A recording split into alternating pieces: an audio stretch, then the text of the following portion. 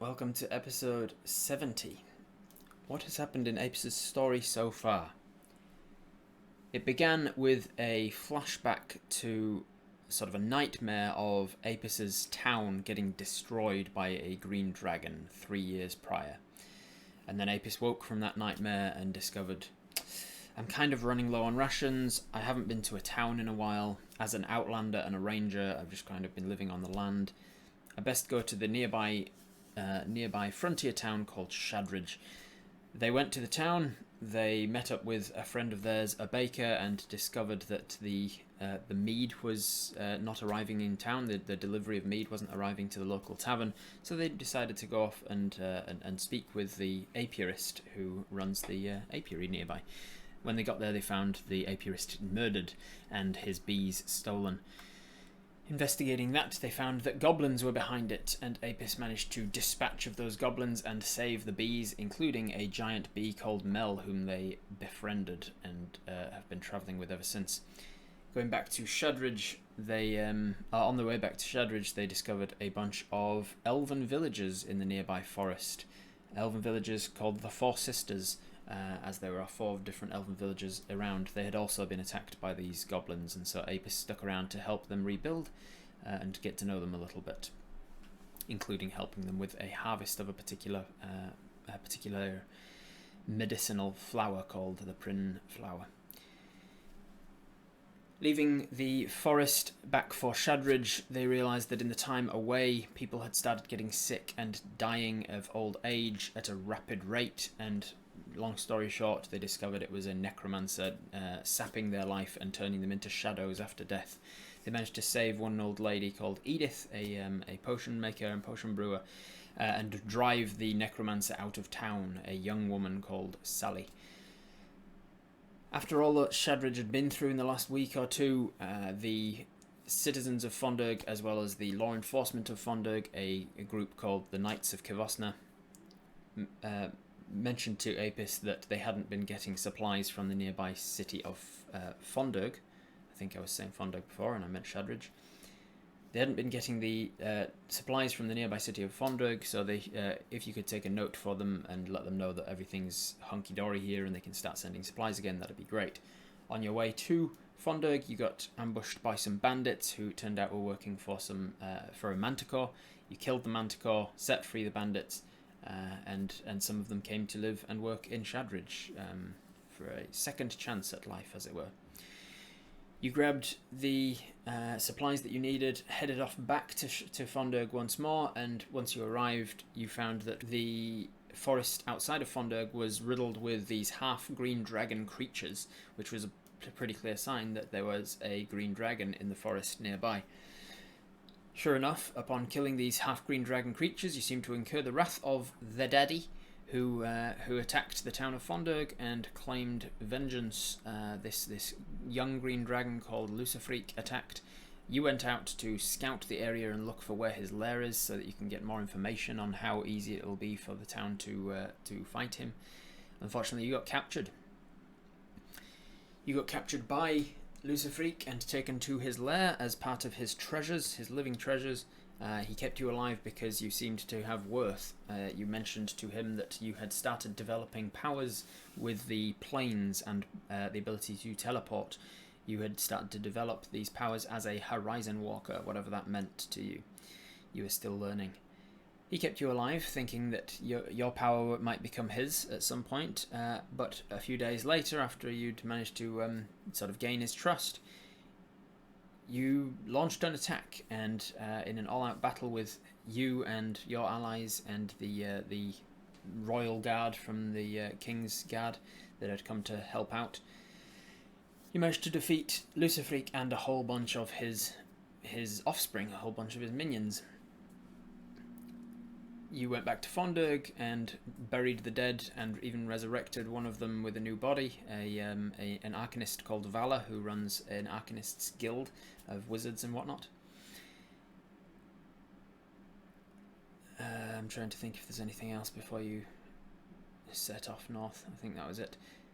After resurrecting Vala and talking to her, you mentioned to her that there was a necromancer in the woods nearby, not Sally, but another one. There's now 2 necromancers you've heard of, and their stories seem to be linked in some ways.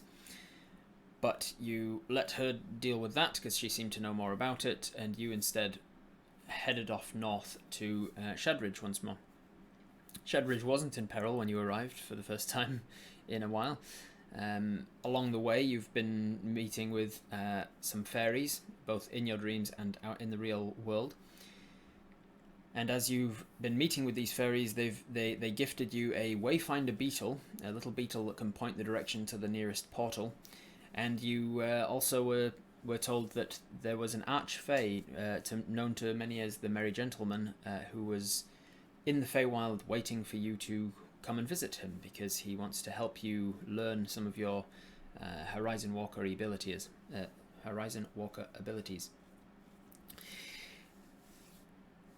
You kind of blew him off and put him off for a while, instead going to the Four Sisters, back to the Four Sisters elven villages to collect some of your items that you'd commissioned from them. You also, while you were there, met with an old man called the Gravedigger, and he seemed to know a little bit about necromancy in the nearby woods, so you followed him and found some bodies torn apart by demons. He started mentioning about demons. It's not the first time you'd heard about demons. You learned from him that there was a source of corruption in the forest to the north of the Four Sisters, in an area of the woods called the Great Expanse. You also used your Horizon Walker abilities to confirm that indeed there is a portal to some kind of otherworldly plane that seems to be corrupting the land. You also met, amongst all of this, a man called Mosh, who is a werefox and likes to keep that secret. He helped you with a few of these fights, but he also lost control at the last full moon and bit an innocent man, an innocent elf man called Beladel, not Benadryl. Beladel got bitten and got infected with this curse of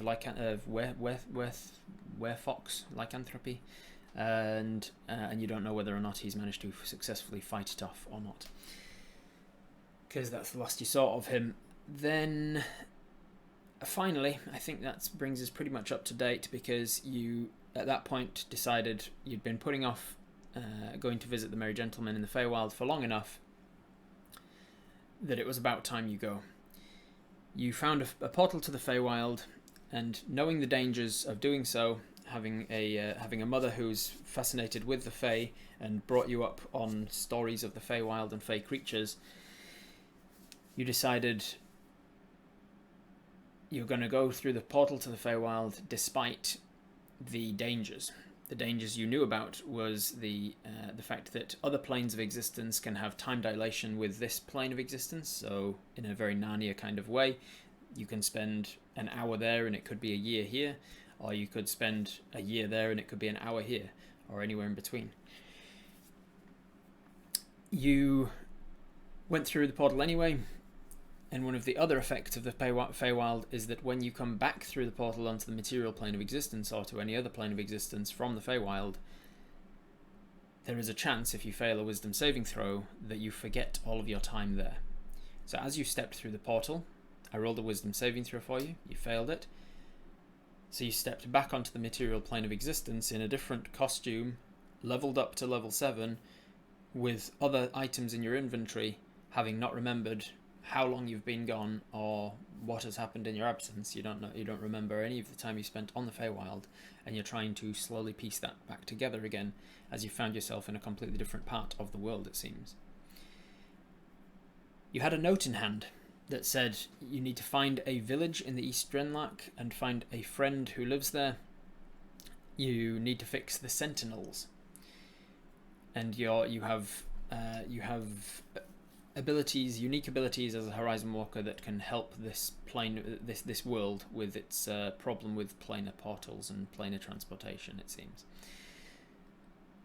So you walked into the woods looking for where the hell you are and what has happened, and trying to piece together everything that you know about.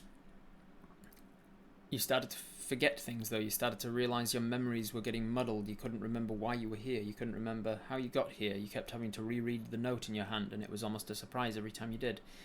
Something about this forest was messing with your head. Eventually, however, you found this beautiful waterfall that was very carefully curated to create this visage of an elven woman. And while standing at this waterfall and mentioning aloud something to do with the sentinels and trying to find a village, some birds that happened to be keeping watch took flight and went and fetched a particular guardian, who arrived in the form of an air elemental, taking the form of an owl. This air elemental dropped form and introduced himself as a wood elf called Seed, and took you back to his village, a village called Drenvale, an abandoned elven village in the forest, where only he and a bunch of fairy creatures live. He also introduced you to a guardian of that village, a unicorn called Julius. That's pretty much where we left off. You're all up to date. You are sleeping after a very long day and a very confusing day. You are sleeping, having a long rest, and in the morning you have lots of questions for Julius and Seed. Seed does not seem like the type to be giving you very straight answers, given that he is, although very wise, very, very unintelligent. He has the intelligence of a sort of a great ape.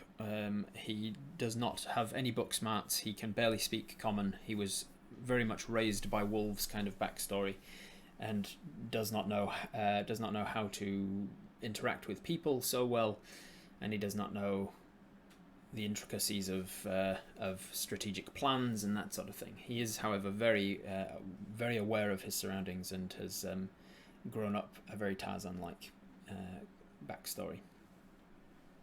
In the middle of this town that he took you to, this abandoned elven town called Drenvale, there is a huge moat around an island on which stands an enormous tree. A humongous sort of apple tree looking thing, or like this oak tree looking thing. Huge tree in the center of this village. And apparently you were meant to come back to the material plane from that tree with the Merry Gentleman. But when you started to come through the tree, apparently, you're hearing secondhand from Julius, apparently the Merry Gentleman was interested to see that you had stepped. You had jumped without portal and ended up somewhere else in the forest. Which is partly why your note in hand didn't have a great deal of information on it, because the Merry Gentleman was intending you to come through with him. And you didn't, for whatever reason.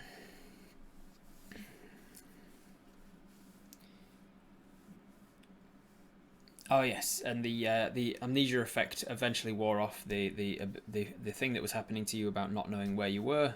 You went to a steam sentinel, one of the sentinels that has been fixed by Seed already, and you absorbed the steam of this sentinel. It was a block of wood over a long aqueduct of stone that ran over some coals, and the water from the river burned off, evaporated off, and went into the block of wood that was very carefully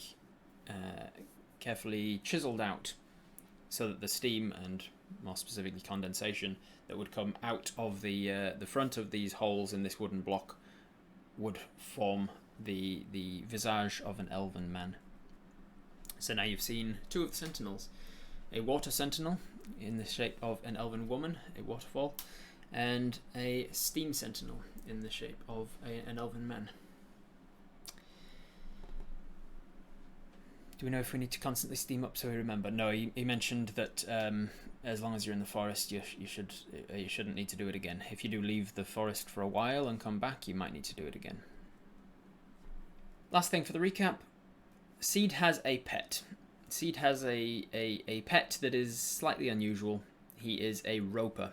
A roper is a monster, usually, that kind of resembles this huge rocky stalagmite except that it's got a giant single eye and a giant toothy maw, and it can send out tendrils and bring people in and bite them.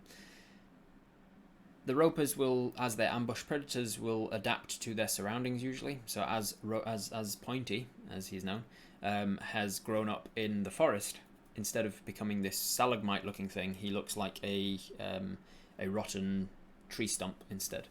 He's a huge monster and very, very dangerous, but Seed has complete control over him as his master. Make sure you've got some drinks and snacks. I'll see you soon. Did you know that this whole campaign is run live on my Twitch channel, with the people in chat controlling the actions of Apis Hive?